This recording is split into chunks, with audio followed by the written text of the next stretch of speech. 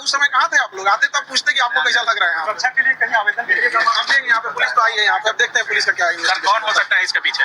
बगल की कोचिंग वाला है, सबको पता है कौन हो सकता है यहाँ पर। हाँ, तो बयान भी दिया है, कहा कि खान सर का कोचिंग 2 दिन में उड़ा देंगे। तो इतनी क्या ऐसी है कि मतलब गोली चला जाए? बात बस एक चीज है कि इतना रिजल्ट इतने कम फीस में क्यों हो रहा है? तो मतलब क्या है, देखिए कौन है ये? कौन? ये मकान मालिक है। ये मकान मालिक है? क्या कह रहे हैं? मकान मालिक नहीं है, मालिक तो ऊपर है। हम लोग तो आपके कैंपस में कौन गोली चला सकता है? आपके कैंपस में गोली चला? हम ही नहीं देखने जाते हैं कौन गोली चला सकता है, लेकिन गुंडई वही किया है। कौन? ज्ञान बिंदु। ज्ञान बिंदु पर आरोप लगा रहे हैं। गजब गजब आप लोगों का। अस्सलाम वालेकुम नाज़रीन, आप देख रहे हैं उर्दू नेटवर्क और मैं हाजिर हूं एक अहम और चौंका देने वाली खबर के साथ। नाज़रीन, खान सर के कोचिंग सेंटर में फायरिंग के वाक़ये ने पूरे इलाके में सनसनी फैला दी है।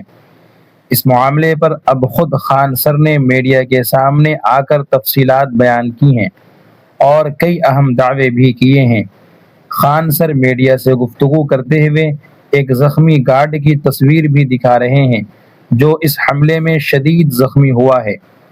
खान सर का कहना है कि हमला सिर्फ एक इत्तेफाकी वाक़या नहीं बल्कि इसके पीछे पुरानी दुश्मनी और कारोबारी रकाबत का उनसुर भी मौजूद हो सकता है।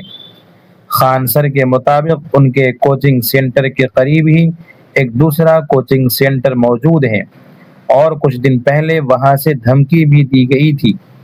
खान सर का दावा है कि बाज़ अफराद ने पहले भी ये धमकी दी थी कि 2 दिन के अंदर उनके कोचिंग सेंटर को निशाना बनाया जा सकता है। खान सर ने कहा कि फायरिंग के इस वाक़ये में उनका गार्ड बुरी तरह ज़ख्मी हुआ है और इसकी हालत ने उन्हें शदीद तशवीश में मुब्तला कर दिया है।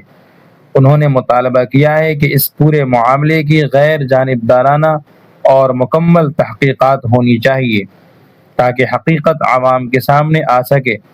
दूसरी जानिब पुलिस और मुतल्लिक़ा इदारे भी इस वाक़ये की जाँच में मसरूफ़ हैं। नाज़रीन, इस वाक़ये की असल हकीकत क्या है? क्या ये वाक़या पुरानी दुश्मनी और रकाबत का नतीजा है या इसके पीछे कोई और वजह है? आप इस पूरे मामले पर क्या राय रखते हैं? अपनी कीमती राय कमेंट सेक्शन में ज़रूर लिखिएगा। वीडियो पसंद आए तो लाइक और शेयर कीजिए और ताज़ा खबरों से जुड़े रहने के लिए उर्दू नेटवर्क को सब्सक्राइब कीजिए। अस्सलामु अलैकुम वरहमतुल्लाहि वबरकातुहू।